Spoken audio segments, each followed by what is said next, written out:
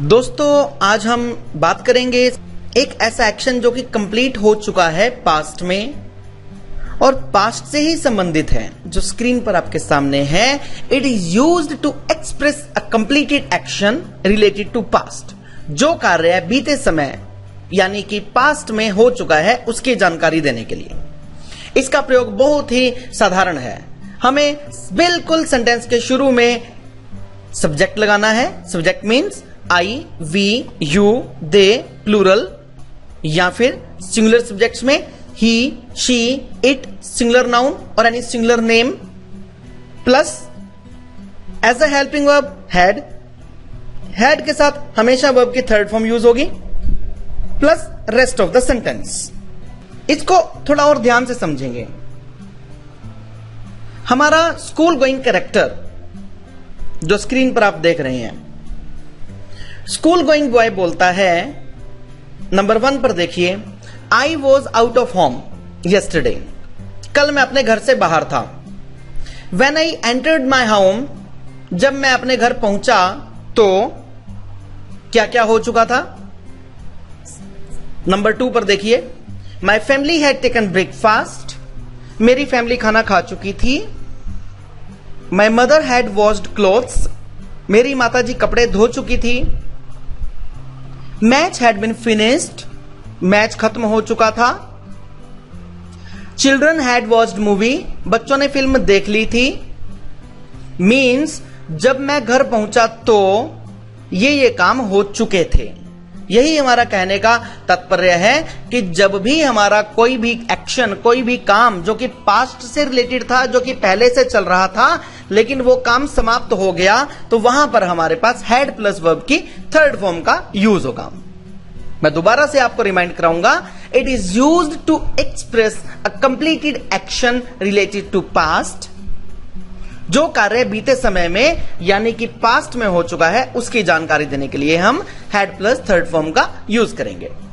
इसको कुछ एग्जांपल्स को हम सिंपल में, नेगेटिव में, इंट्रोगेटिव में और इंट्रोगेटिव प्लस नेगेटिव में डिस्कस करेंगे। इनको मैं कंपैरिजन मेथड से आपको समझाने की कोशिश करूंगा क्योंकि ये बहुत ही साधारण एक्सरसाइज है। हमें सिंपल एक सेंटेंस बनाया, जैसे I had asked them a question. Negative में I had not asked them a question, helping verb के बाद हमारा नोट लग गया। इंट्रोगेटिव में हमारी हेल्पिंग वर्ब यानी कि हैड वाक्य के शुरू में आ गई, had I asked them a question. Interrogative में हमें सेम इंट्रोगेटिव प्लस नेगेटिव में हमें सेम इंट्रोगेटिव लेकर थर्ड प्लेस पर नोट लगा देना, had I not asked them a question. Again मैं दोबारा से एक बार बोलना चाहूंगा, had I not asked them a question. Next, they had already left Haryana. They had not already left Haryana. Had they already left Haryana? Had they not already left Haryana? Criminal had confessed his crime. Criminal had not confessed his crime. Had criminal confessed his crime? Had criminal not confessed his crime? They had made the rules mandatory for all.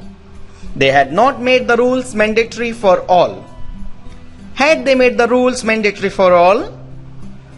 Had they not made the rules mandatory for all? India had won the battle. India had not won the battle. Had India won the battle? Had India not won the battle? अब इन वाक्यों को ध्यान से देखेंगे दोबारा से। I was out of home yesterday. When I entered my home, my family had taken breakfast. My mother had washed clothes. Match had been finished. Children had watched movie. यानी कि जब मैं घर पहुंचा तो ये कार्य हो चुके थे। यहां पर मैं आपको ये समझाने का प्रयत्न करूंगा कि हमारे पास वाक्य में कई बार दो कार्य दिए होते हैं। एक तो काम बिल्कुल सिंपल है कि अगर हमारे पास सेंटेंस में ऐसा आ गया कि मैच खत्म हो चुका था, इस तरह के सेंटेंस में यह चीज शो की गई कि हाँ ये काम था और ये कंप्लीट हो गया, यानी कि एक्शन हमारा कंप्लीट हो गया।